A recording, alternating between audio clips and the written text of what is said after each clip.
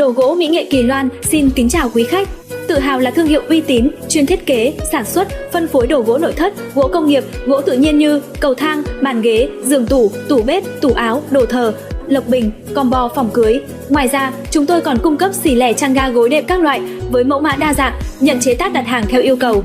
Các sản phẩm được chế tác từ gỗ tự nhiên được tuyển chọn, xử lý kỹ lưỡng, đảm bảo bền đẹp, thẩm mỹ. Chúng tôi tự tin đem đến cho ngôi nhà bạn một không gian đẹp, sang trọng với giá gốc tại xưởng.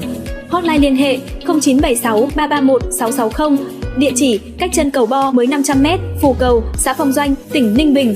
Đồ gỗ mỹ nghệ Kỳ Loan, bền đẹp cùng thời gian, hân hạnh phục vụ quý khách.